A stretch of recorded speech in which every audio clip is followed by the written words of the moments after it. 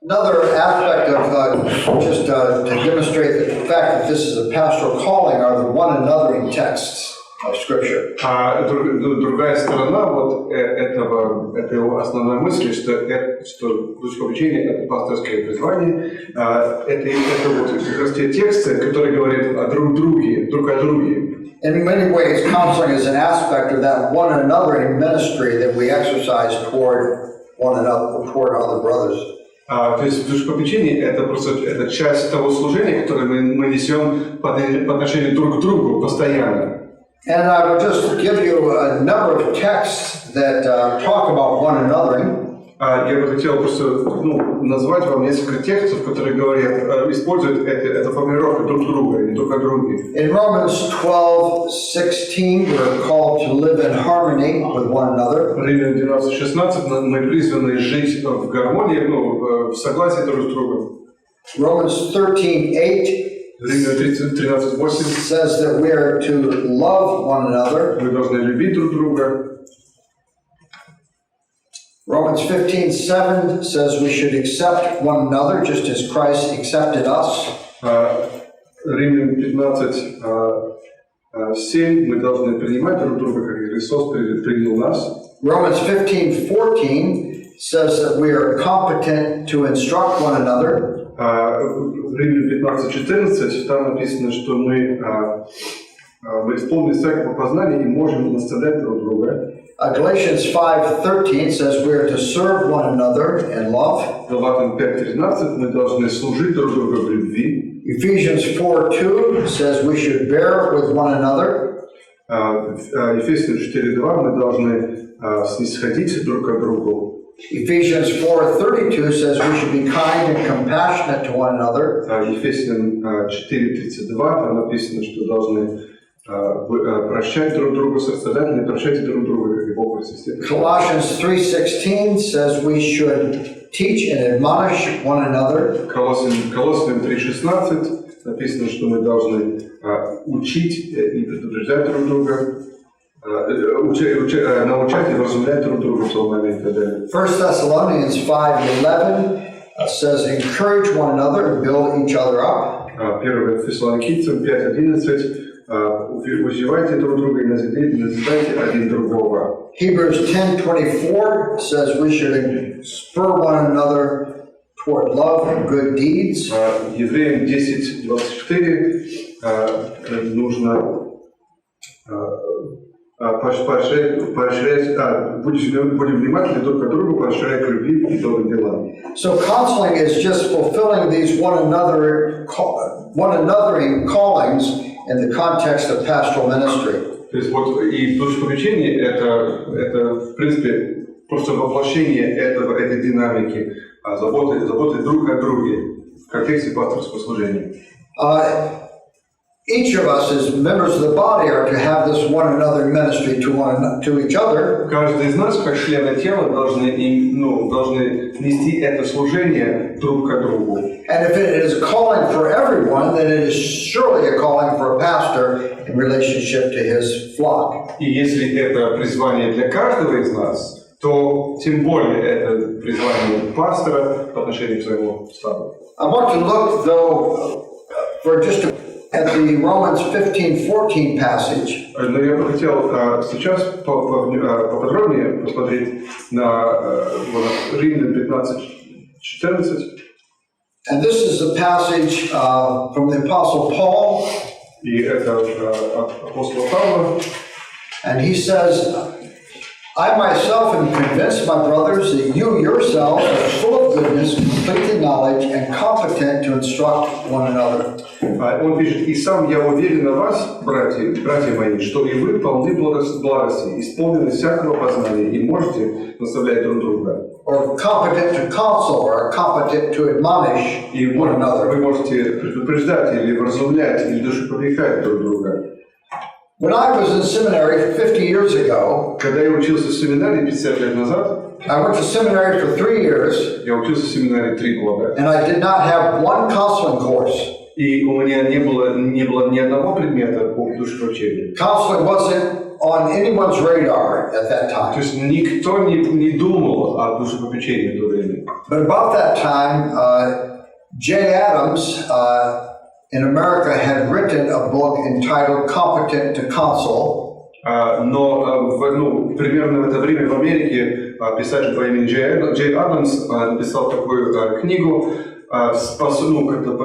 компетентный в душепопечении. And he argued in that book that the Christian equipped with the Spirit of God and with the Scriptures was qualified to counsel other Christians.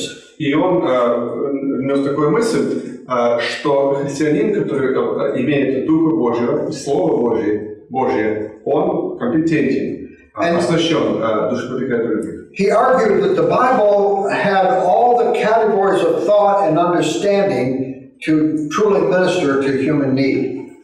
И он тоже развивал такую мысль, что Библия обладает всеми категориями знаний и понимания, чтобы достойно заботиться о человеческих нуждах. And his assertions seemed radical at the time. Его утверждения в то время звучали радикальными. But over the last 50 years, there's been a growth of a movement of counseling amongst evangelical Christians. Но за эти последние 50 лет как раз возросло такое движение душепопечения среди евангельских христиан. And in many ways, we're here today studying pastoral counseling because of the work Jay Adams did 50 years ago. И можно сказать, что мы сегодня здесь с вами сидим, изучаем душепопечение, благодаря той работе, которую делал тогда Джей Адамс. So Jay argued that the Bible was a sufficient resource for counseling. И Джей развивал такую мысль, что Библия является достаточным средством, инструментом для душепопечения. And he also argued that counseling belonged in the church. И также он твердил, что душепопечение должно находиться в церкви, должно быть помещено в церкви. That we should not be sending God's sheep to secular psychologists and therapists. Что мы не должны Божьих овец отправлять к светским психологам или терапевтам. But he argued from this passage that the pastor equipped with the Bible was equipped to counsel God's people. Но он твердил как раз из этого стиха, что пастор, оснащенный Библией и Божьим Духом, он оснащен как раз душепопекателем. Now let me summarize with some implications of these passages that we have looked at in the last hour. Давайте сейчас сделаем несколько выводов из этих отрывков, которые мы за последний час. One of the implications is that sheep require counsel. Вывод номер один. Овцы нуждаются в душепопечении. Because they're weak. Они слабые. Or sick and injured. Они больные или раненые. They're strained. У них тяжелая жизнь. And they need the counseling ministry of a shepherd. И им нужно это попечение о душе от пастыря. Secondly, the fact that sheep have different needs means that they will need more than just the preaching and teaching of the word. Вывод номер два. Поскольку у овец разные нужды, им нужно больше, чем просто общее служение слова. They will also need counseling ministry that is focused to their particular needs. Им также нужно душепопечение, которое сосредоточено на их специфических нуждах. The third thing we see in these passages is that God holds shepherds accountable for their failure to shepherd the sheep. Третье, что мы видим в этих отрывках, это что Бог спросит с пастырей за то, что они не занимались достойным обучением. Fourthly, the one another ministries of the body imply the need for pastors to be engaged in counseling. И четвертое, эти отрывки, которые говорят друг о друге, то есть служат друг другу, они говорят как раз о том, что пастор должен заниматься этой заботой. Now, since every Christian is competent to counsel, it follows that every pastor is competent to counsel. И поскольку каждый христианин, он компетентен, да, чтобы попрекать, то следует из этого, что каждый пастор должен быть компетентным попрекать. And the purpose of this course is to strengthen and develop those gifts that are in you as a shepherd of God's flock. И цель этого курса – это как раз вот развить и укрепить вот эти навыки, которые у вас есть, как у пастырей Божьего стада. Now, our third heading is I want to develop with you a biblical model of counseling. Хорошо, третий заголовок. Хочу развить с вами библейскую модель душепопечения. There are three fundamental questions that must be answered to develop a biblical counseling model. Есть три основных вопроса, на которые нужно ответить, чтобы сформировать такую библейскую модель душепопечения. The first question is why do people do the things they do? Первый вопрос: почему люди делают то, что делают? A biblical counselor must have a biblical doctrine of motivation. У библейского душепопечителя должно быть библейское понимание человеческой мотивации. The question is what drives human behavior? То есть вопрос в том, что управляет человеческим поведением. What rules a person? Что рулит человек, что движет им. What expectations or ideas or fears move this person? Какие ожидания или желания или страхи мотивируют этого человека? All behavior is motivated. Все поведение, оно мотивируется, оно мотивированное. None of it just springs forth without a cause. Никакое поведение не возникает просто без причины. So the first question is why do people do the things they do? Поэтому первый вопрос: почему люди делают то, что они делают? The second question is how do people change? Второй вопрос – это как люди меняются. A biblical counselor must have a biblical doctrine of change. Библейский душепопечитель должен иметь библейское богословие изменения человека. We want to answer the question, what does the Bible say about where change begins? Мы хотим ответить на вопрос, что говорит Библия о том, где начинается изменение. How change progresses. Как изменения в жизни развиваются. How change can be encouraged. Как можно способствовать и помогать изменениям. How change is supported. Как можно поддерживать изменения. So, second question, how do people change? Второй вопрос: как люди меняются. The third question is how can a counselor facilitate change in a person? И третий вопрос: как душепопечитель может способствовать изменениям в человеке? We have to have a biblical doctrine of counseling ministry. У нас должно быть библейское богословие служить душепопечению. So the Bible has to provide our methodology for counseling. Поэтому из Библии должна идти наша методология. So the first question we want to address is the question of motivation. И первый вопрос, которым мы должны заняться, это вопрос мотивации. Why do people do the things they do? Почему люди делают то, что делают? And theories abound about what makes someone tick. Есть большое изобилие разных теорий того, что движет людьми. And each theory produces a counseling model. И каждая теория производит свою собственную модель душепопечения. And I won't take the time to go through it with you, but there is no single theory of motivation in psychology. Мы не будем это все проходить, но я просто скажу, что нет единой теории мотивации в психологии. There actually are over 40 competing theories of what motivates human beings. На самом деле есть более 40 конкурирующих теорий о том, что мотивирует людей. But obviously we need to address the question of motivation. Конечно, мы должны делать эти вопросы мотивации. Proverbs 4:23 says the heart is active. Притча 4.23, 4:23. 4.23 притчи говорит, что сердце, оно активное. It says, the heart sets the course of life. Что из сердца пути жизни. Above all else, you read the passage, guard your heart, for it is the wellspring of life. То есть, прежде всего, берегите сердце, потому что из него источники жизни.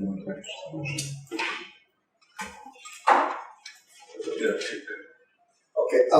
Now, what are some of the implications of that statement? Какие вытекающие последствия из этого утверждения? Above all else, guard the heart, for it is the wellspring of life. Больше всего хранимого храни сердце твое, потому что из него источники жизни. Now, if we're going to understand this statement in Proverbs chapter 4, we have to have a biblical understanding of what the heart is. Если нам понять это утверждение из 4 главы Притч, мы должны иметь библейское представление о том, что такое сердце. Because often in common language we use the heart to describe the emotions. Потому что, в общем человеческом общении мы говорим о сердце, как о центре эмоций. So we think of the heart as the tender, emotional part of us. Поэтому сердце это такой как-то нежная, эмоциональная часть нашего существа. And we think of the brain as the cool, rational thinking. Мозг, наши мозги это как раз вот та холодная, расчетливая, какая-то думающая часть нашего существа. But the Bible does not use the heart in that way. Но Библия так не говорит о сердце. The scriptures recognize that we are material beings, we have bodies. И Писание признает, что мы материальное существо, у нас есть тела. But you know you are more than your body. Вы сами знаете, что вы являетесь больше, чем просто ваше тело. Even if your body was dismembered or damaged in some way, you would still be you. Даже если бы тело было как-то изувечено каким-то образом, вы все равно были бы сами собой. Because the essence of you is not your body. Потому что суть вас, это не ваше тело. There's a living person in there. Есть живая личность. And the Bible has various words it uses to describe that immaterial part of us. И у Библии есть различные слова, чтобы описать эту нематериальную часть нашего существа. It uses the word soul, Используя слово душа, spirit, дух, inner man, внутренний человек, sometimes mind. иногда разум. All those terms describe the non-material part of us. Все эти термины описывают нематериальную часть. And I think of the heart as a basket that carries all those things in it. И я как-то представляю себе сердце как корзинку, в которой находятся все эти вещи. Proverbs 4:23 tells us that the heart is like a spring. Притча 4.23 говорит о том, что сердце это как источник. Life flows out of the heart. Жизнь вытекает, истекает из сердца. And it tells us where the battle for every person resides. И это говорит о том, где расположена битва. It resides within the heart. То есть битва как-то ведется внутри сердца. The heart sets the course of life. Сердце определяет курс жизни. So behavior is not governed just by the circumstances or people in our world. То есть поведение не определяется просто обстоятельствами или людьми в нашем мире. The heart is the command center. То есть сердце это как раз центр контроля. All of our hopes and dreams and desires lie in the heart. Все наши мечты и желания и надежды, они находятся в сердце. Every desire for meaning and significance originates in the heart. Каждое желание значимости выходит из сердца. The heart, with all of its passions and desires, is the wellspring of life. Сердце со всеми страстями и желаниями есть как раз источник жизни. And the Bible has so much to say about the heart. И в Библии столько есть, в Библии столько говорится о сердце. There are almost 700 passages in the Bible that talk to us about the heart and the things that the heart does. Где-то 700 мест в Библии говорят нам о том, что такое сердце и что оно делает. Many of the things we think of as cognitive activities are called activities of the heart in the Bible. И многие вещи, которые мы делаем, которые мы рассматриваем как когнитивные действия, они рассматриваются в Библии как действие сердца. We think with our hearts.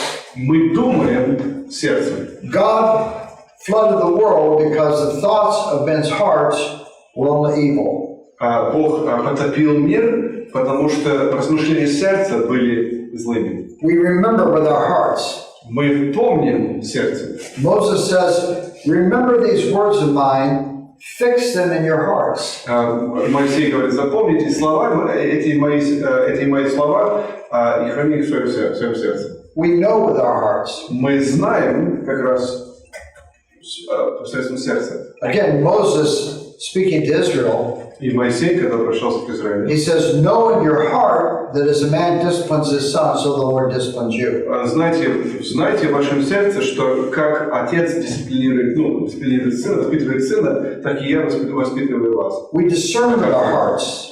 Мы познаем в сердце. Proverbs 18 says the heart of discernment acquires knowledge. Вот в притче 8:18 там написано, что сокровище... 18. 18:15, I believe it is. 18:15.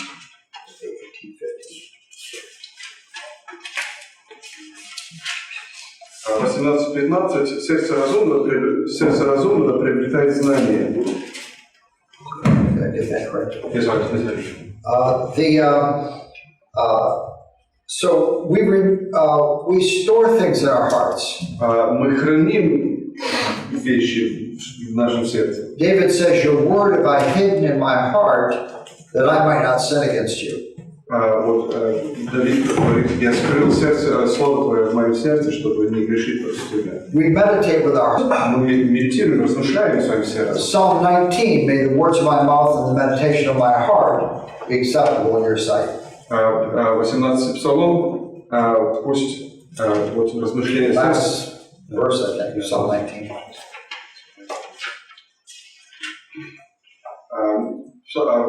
18:15, да будут слова уст моих, размышления сердца моего, благоугодны пред тобой, Господи.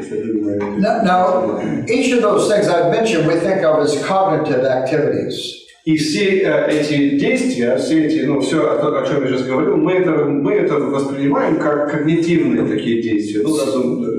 The Bible says they're activities of the heart. Но Библия говорит, что это действие сердца. The Scripture also tells us that our hearts cannot be trusted. Библия тоже говорит, что нельзя доверять нашему сердцу. Jeremiah 17:9 says the heart is deceitful. Иеремия 17:9 говорит, что лукаво сердце человеческое. My heart will lie to me. Мое сердце будет мне лгать. It will tell me things are true that are not true. Оно мне будет говорить, что что-то правда, что на самом деле неправда. See, the heart cannot be trusted. Нельзя доверять сердцу. So when the Bible talks about the heart, it's not talking about the emotions. Поэтому, когда Библия говорит о сердце, она не говорит об эмоциях. You have this amazing storage and retrieval system in your head. У вас есть такая прекрасная система по хранению и расставание, не знаю, в смысле, чтобы хранить you can put information in your head, and you can reorganize that information, and you can pull it out of your head. Да, можно хранить вещи, информацию в своей голове, потом менять порядок внутри головы, распределить по-другому, и потом достать информацию из головы. And whatever we make of the brain's ability to think, we know the course of thought is set by the heart. Но мы можем много себе представить о том, как мозг думает и размышляет. Но мы знаем, что волю определяет сердце.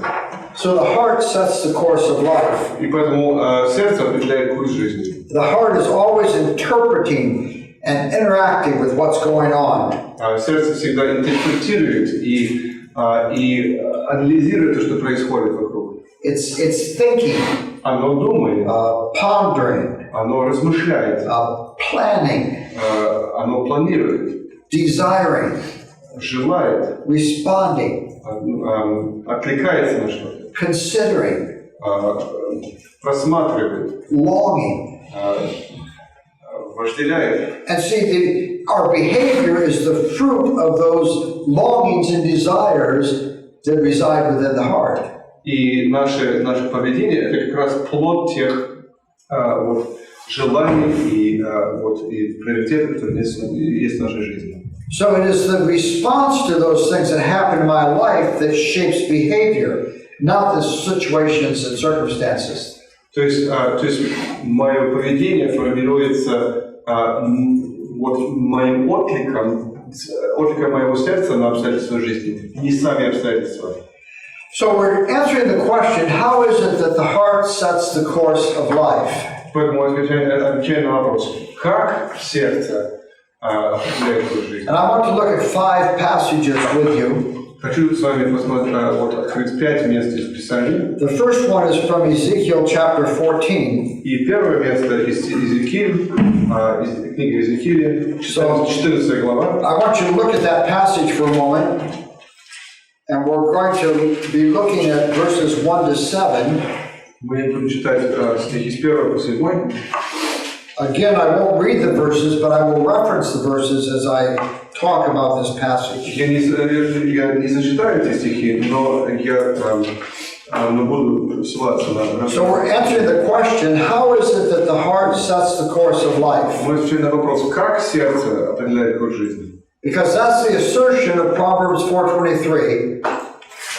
Above all else, guard your heart. Потому что как раз в этом утверждении притчи 4:23, да, то есть больше всего хранимого храни сердце твое. For the heart is the wellspring of life. Потому что сердце есть из него источник жизни. So the first answer to that question is that the heart worships.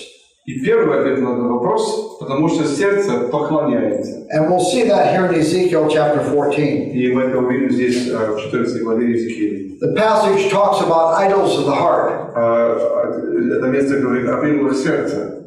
An idol is a substitute for God. Идол это замена Бога. And the first thing I want us to see in this passage is that idols distort your vision. И первое, что я хочу, на что я хочу обратить внимание в этом отрывке, это что идолы искажают наши, то, как мы видим. Notice the words of verses 3 and 4. Обратите внимание на слова в 3 и 4 стихе. These men have set up idols in their hearts and put a wicked stumbling block before their faces. Сие люди допустили идолы в сердце свое и поставили соблазн чести своего перед лицом своим. Anything you place before your face distorts your vision. Все, что ставишь перед лицом, собственным лицом, искажает твое зрение, твое It восприятие. distorts your ability to see things as you ought to see them. Искажает, и мешает вашей способности воспринимать вещи, как они есть. It keeps you from seeing things with clarity. И мешает тебе видеть что-то ясно. And Ezekiel says as those idols distort your vision, they keep you from being able to see. Иезекииль говорит, что эти идолы как раз искажают твое восприятие, твое зрение, чтобы ты не мог видеть нормально. Now we tend to think of idols as being external things. И то есть, у нас есть склонность рассматривать идолы как нечто внешнее. We think of icons or relics or something before which we bow. Мы думаем про иконы и про мощи и про то, перед чем мы поклоняемся физически. But you notice these idols are not primarily external, they are internal. Но вы обратите внимание, здесь эти идолы преимущественно не внешние, но внутренние. Notice in verse 3, the seat of idolatry is the heart. То есть в третьем стихе как раз местоположение идолопоклонства – это сердце. The heart is where idols are enthroned. Сердце – это то место, где идолы сидят на престоле. It's in the heart, at the core of your being, that shrines are erected to idols. Как раз в сердце, в центре существа всякие храмы возводятся в честь идолов. And from the heart, they pollute the wellspring of life. И из сердца они как раз загрязняют источник жизни. Idols produce an internal corruption. Идолы производят внутреннее разложение и коррупцию разложения. And they produce behavior and speech in which God and others are not loved. Они производят поведение и речи, в которых не проявляется любовь ни к Богу, ни к людям. But self is love. Но проявляется любовь к самому себе. The third observation is that Третье наблюдение. idols in the heart lead to a practical desertion of God. Что идолы в сердце ведут к практическому оставлению Бога. Notice in verse 5 it says, "These people have deserted me for their idols." Заметьте, что в 5 стихе написано: «Все они через своих идолов сделались чужими для меня». Now I have used the term practical desertion of God. Я использовал термин «практическое оставление Бога». Because for these people and for the people you serve in the church, there's not a formal desertion of God. Потому что для этих людей и для людей, которым мы служим в церкви, нет этого внешнего формального оставления Бога. But we can desert God for all practical purposes, even while we continue in the structures of our worship of God. Потому что мы можем оставить Бога, то есть мы можем оставить Бога в своем сердце, при том, что мы продолжаем участвовать во всех внешних формах служения и поклонения. Which leads to my fourth observation. И как раз из этого вытекает четвертое наблюдение. It's possible to enthrone idols and still inquire of God. То есть вполне возвели идолы в своем сердце, но при этом обращаемся к Богу, спрашиваем Бога, молимся Ему. You see that in verses 3 and 4. В 3-4 стихе. These men have set up idols in their hearts. Сие люди допустили идолы в своих сердце свое. And God says, should I let them inquire of me at all? Могу ли я отвечать им? И 4 стих, что я, Господь, могу ли предложить идолы его, дать ему ответ? Verse 4, therefore speak to them and tell them, this is what the sovereign Lord says, when any Israelite sets up an idol in his heart and puts a wicked stumbling block before his face and then goes to the prophet to inquire. И посему говорит, 4 стих, посему говори с ними и скажи им, так говорит Господь Бог, если кто из дома Израилева допустит идолов в своих сердце свое и поставит соблазн нечестия перед лицом своим, и придет к пророку. This is why heart idolatry is so devastating and dangerous. Поэтому идолопоклонство сердца настолько опасно и настолько разрушительное. People will worship and serve idols and still seek God on some level. То есть люди способны служить идолам, но при этом на каком-то уровне искать Бога, искать ответы на молитвы. Apparently that's what these Israelites were doing. И, видимо, вот так поступали эти израильтяне. They had set up idols in their hearts. Они возвели идолы в своем сердце. But they're still coming to inquire of God. Но они все равно приходят пророк к Богу, чтобы что-то узнать. We could say they're still going to church.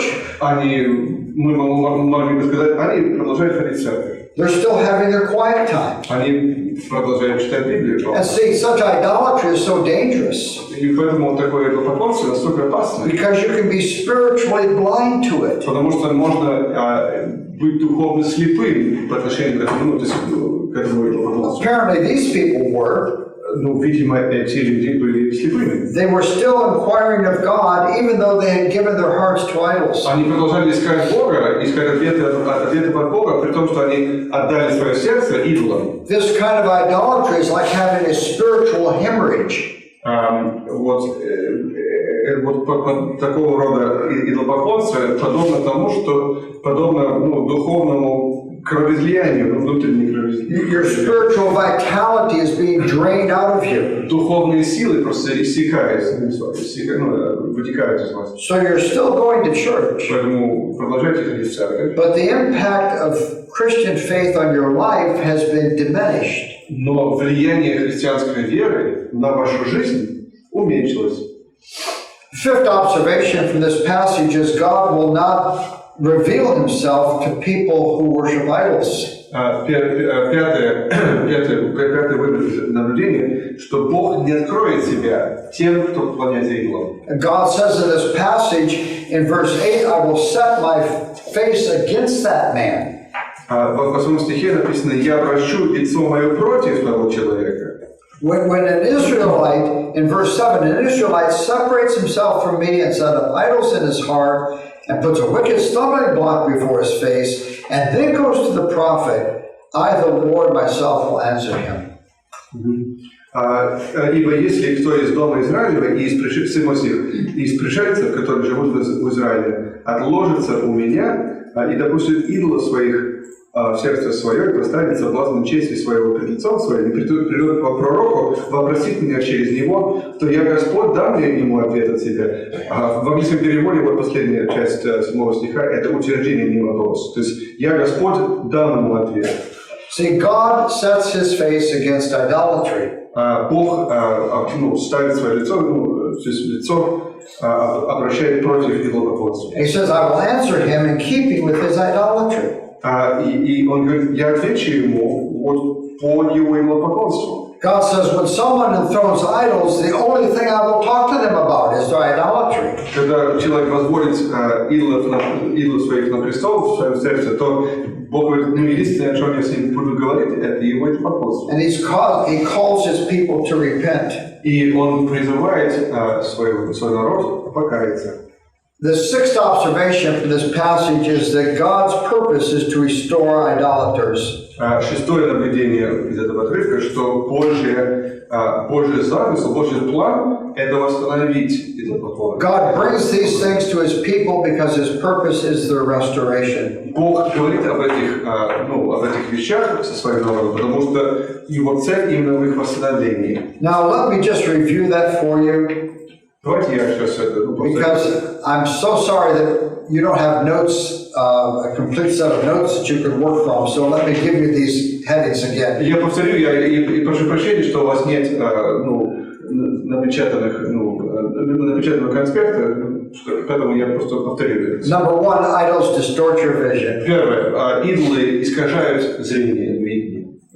Number two, the idols are not primarily external, but are internal. Второе, идолы в первую очередь не внешние, а внутренние. Three, the idols in the heart lead to a practical desertion of God. Третье наблюдение, идолы сердца приводят к практическому оставлению Бога. Four, it's possible to enthrone idols and still inquire of God. Четвертое, вполне возможно поставить себе идолы, но при этом продолжать искать Бога. Five, God will not disclose himself to people who worship idols. He won't reveal himself to people who worship idols. Бог не будет себя открывать тем, кто поклоняется идолам. And six, his purpose is to restore idolaters. И шестое, Божья цель восстановить идолопоклонство. There are huge sections of the Bible that deal with the problem of idolatry. Есть огромные части Писания, которые как раз трактуют этот вопрос идолопоклонства. It is the most frequently mentioned sin in the Bible. Идолопоклонство – это тот грех, который упоминается в Библии чаще всего. Think of the end of the epistle of 1 John. Вспомните конец первого послания Иоанна. The last verse says, "Dear children, keep yourselves from idols." Последний стих, в последнем стихе написано: «Дорогие дети, берегите себя от идолов». Now, why would that be the last verse in this epistle? Почему именно это последний стих послания? In 105 verses, the topic of idolatry has never been spoken of in the book. За 105 стихов этого послания ни разу не упоминалось идолопоклонство. Why does John end this epistle with a verse that seems to come out of nowhere? Почему Иоанн заканчивает послание стихом, который вроде ниоткуда появилось? But it's really not off topic from the rest of the epistle. Но на самом деле нельзя сказать, что он не по теме этого послания. John is addressing the most basic question of counseling. Иоанн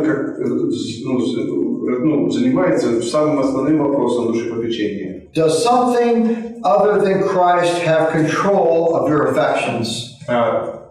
Овладело ли вашим сердцем что-либо другое, нежели Христос? Control of your trust. То есть овладело вашим доверием. Control of your hope. Овладело вашей надеждой. Control of your loyalty. Овладело вашей верностью. Control of your delight. Овладело вашим вожделением, вашей радостью. Does something else preoccupy you? Может, что-то другое занимает вас все время. See, the last line asks the reader to think what has functional control over my heart. Последний стих как раз призывает читателя думать о том, что реально на деле управляет моим Who сердцем. or what possesses rules my behavior? Кто или что реально управляет моим поведением? Who or what possesses dominion in my thoughts? Кто имеет господство в моих мыслях? It's really the worship question. Это вопрос поклонения. Who or what do I worship? Кому или чему я поклоняюсь? And see, I think that we will never help people without addressing the problem of idolatry. Видите, я думаю, что мы никогда не сможем помочь людям без того, чтобы иметь дело с этим вопросом идолопоклонства. It's the most talked about problem in the Bible. Это самая упоминаемая проблема в Библии. The big struggle the Bible portrays is the struggle between idolatry and faith. И самая большая битва, которая представляется в Библии, показывается в Библии, это битва между идолопоклонством и верой. Remember how God created mankind and placed them in the garden to worship God. Вы помните, как Бог создал человека и поставил его в саду, чтобы поклоняться ему? And to exercise dominion over the created order. И чтобы управлять творением. Remember the passage in Romans chapter 1, beginning with verse 18. Помните Римлян 1 главу, 18 стих? Paul talks about how that what may be known about God is revealed in the creation. Павел говорит о том, что то, что можно знать о Боге, оно открывается в творении. That the eternal power and divine nature of God is seen through what God has made. Потому что невидимая Его, вечная сила Его, божество о создании мира через рассматривание творений видимой. And he describes what happened in the garden and what happens to each of us. И он говорит о том, что случилось в саду, и что случается с каждым из нас. He says in verse 21, they exchanged the glory of the immortal God and worshipped and served created things rather than the Creator. В 21 стихе написано: «Но как они, познав Бога, не прославили Его, как Бога, и не возблагодарили, но осуетились в умствовании. And we're designed for God and for worshiping and serving God over all the creation.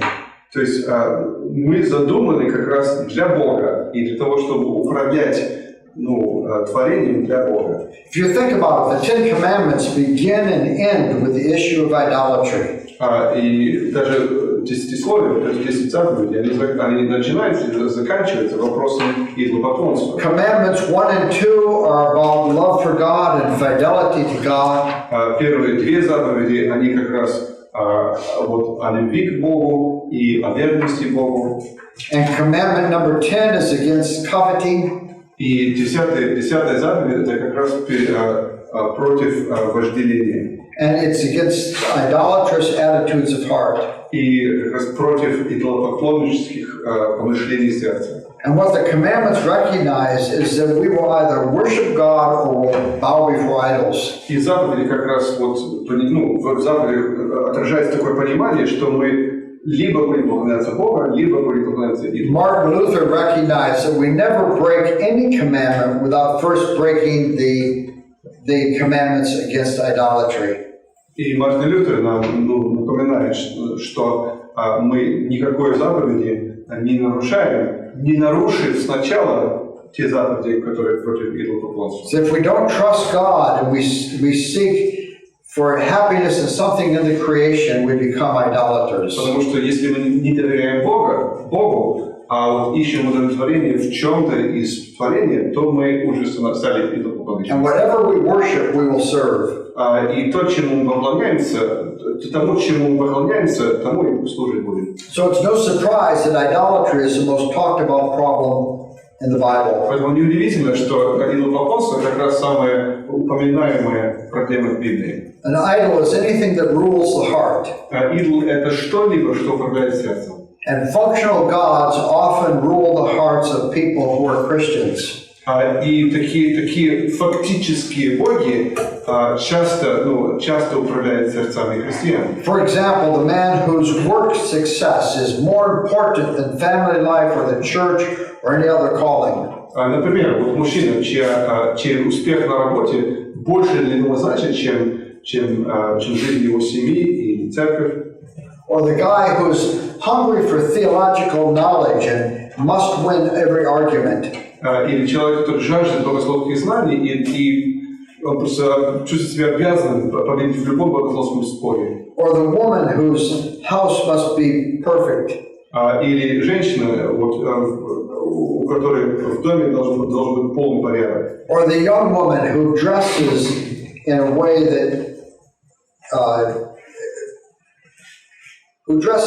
that expresses a desire to be noticed by men. Или молодая женщина, которая одевается так, что понятно, что она хочет, чтобы ее замечали. Or the young man who spends hours on the computer going places he should never go. Или молодой мужчина, который проводит целые часами сидит в компьютере и лазит туда, куда не надо лазить. And we will talk about this more. Much counseling time can be wasted trying to remove bad fruit and put good fruit on the tree. То есть, мы будем об этом больше говорить, но много времени можно потратить даром в попытке снять гнилые плоды и поставить на дерево, приклеить к дереву хорошие плоды. Without ever really dealing with the root system that is wrong. Без того, чтобы когда-либо вообще разбираться в системе корней, где все не так. We can foolishly try to fix things superficially without dealing with the idolatries. И по своей глупости мы можем пытаться исправить проблемы искусственно, поверхностно, без того, чтобы иметь дело с идолопоклонством, который... And it's interesting that people do the same thing with idols that they do with God. Интересно, что люди делают то же самое с идолами, что и с Богом. They worship them. Они поклоняются им. They serve them. Они служат им. They fear them. Они боятся их. They sacrifice for them. Приносят им жертву. They delight in them. Они радуются им. They praise them. Они хвалят их. They try to gain converts for them. Они пытаются обращать людей к вере в них. They draw comfort from them. Они получают утешение от них. So we're answering the question, how is it that the heart sets the course of life? Поэтому мы отвечаем на вопрос, каким образом сердце определяет курс жизни. And the first answer is the heart worships. И первый ответ – сердце поклоняется.